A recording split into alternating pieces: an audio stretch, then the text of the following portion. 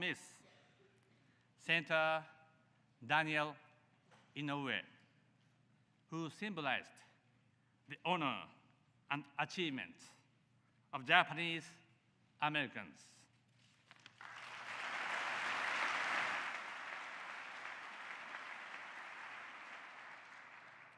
Ladies and gentlemen, my first encounter with America goes back to my days as a student when I spent a spell in California.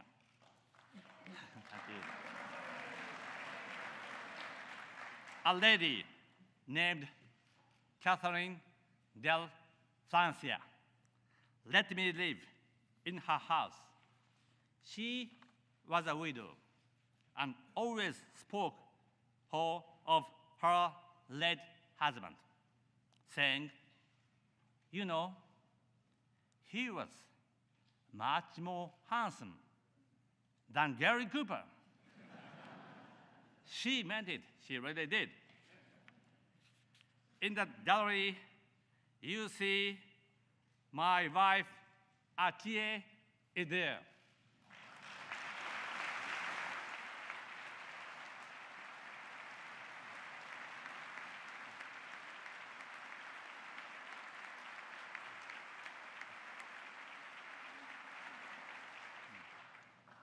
I don't dare ask what she says about me.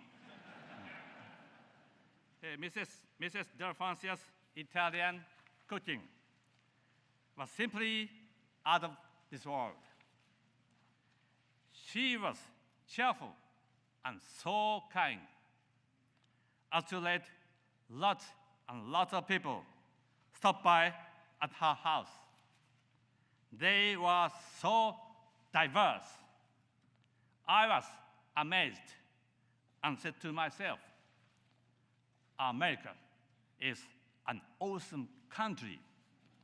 Later, I took a job as a steel maker, and I was given the chance to work in New York.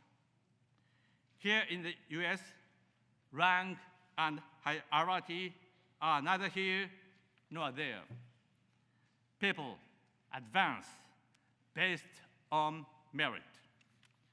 When you discuss things, you don't pay much attention to who is junior or senior.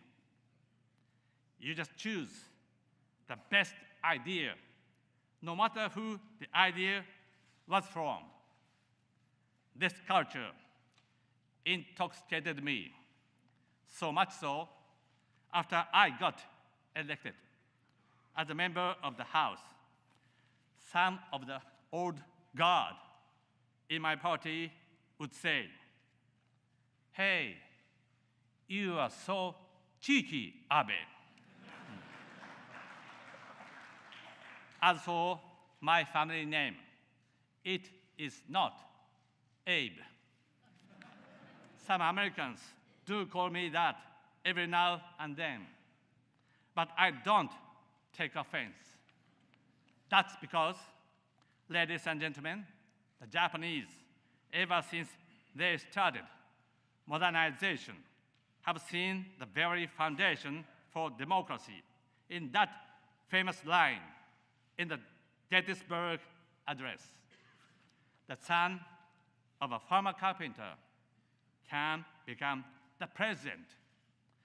The fact that such a country existed woke up the Japanese of the late 19th century to democracy. For Japan, our encounter with America was also our encounter with democracy.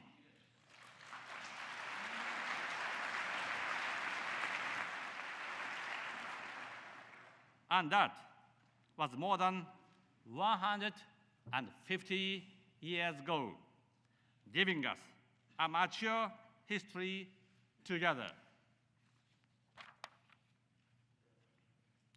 Before coming over here, I was at the World War II Memorial. It was a peace. It was a place of peace and calm that struck me as a sanctuary. The air was filled with the sound of water breaking in the fountains. In one corner stands the Freedom Wall. More than 4,000 gold stars shine on the wall. I gasped with surprise to hear that each star represents the lives of 100 fallen soldiers. I believe those gold stars are a proud symbol of the sacrifices in defending freedom.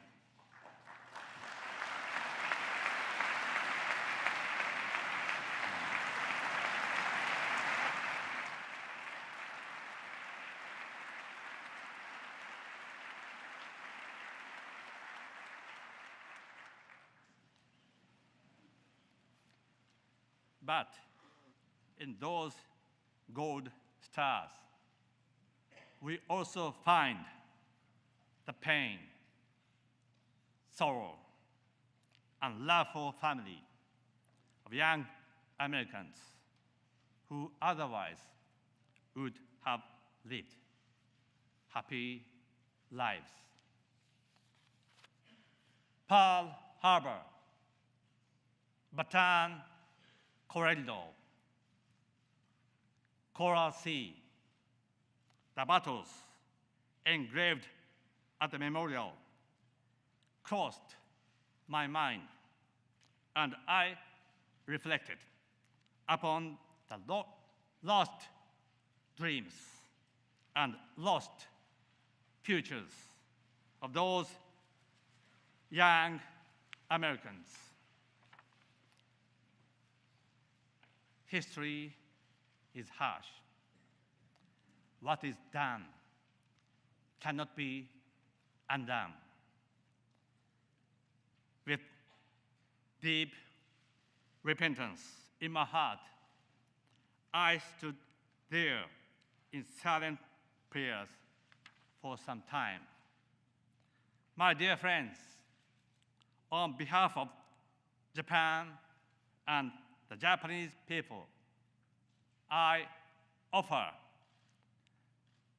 with profound respect my eternal condolences to the souls of all American people that were lost during World War II.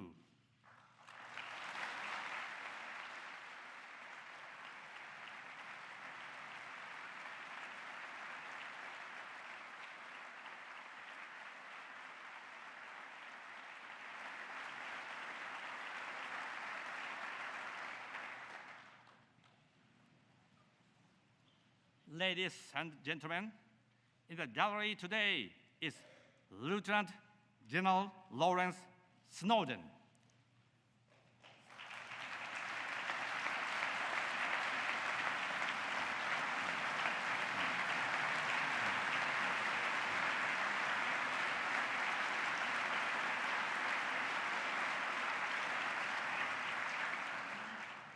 "70 years ago, in February, he landed on Ioto, or the island of硫黄島, as a captain in command of a company. In recent years, General Snowden has often participated in the memorial services held jointly by Japan and the US on Ioto. He said, and I quote, "We didn't and don't go to Iwo Jima to celebrate victory, but for the solemn purpose to pay tribute to and honor those who lost their lives on both sides. Next to General Snowden sits Diet Member Yoshitaka Shindo, who is a former member of my cabinet.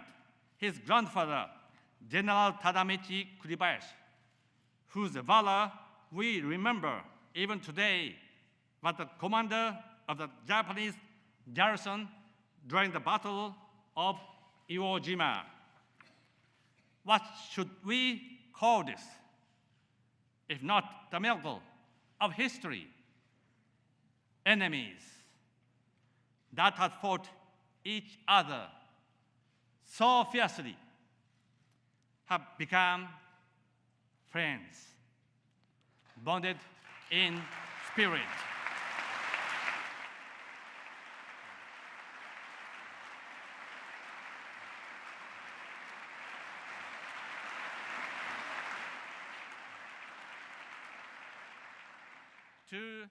To General Snowden, I pay tribute to your efforts for reconciliation. Thank you so very much.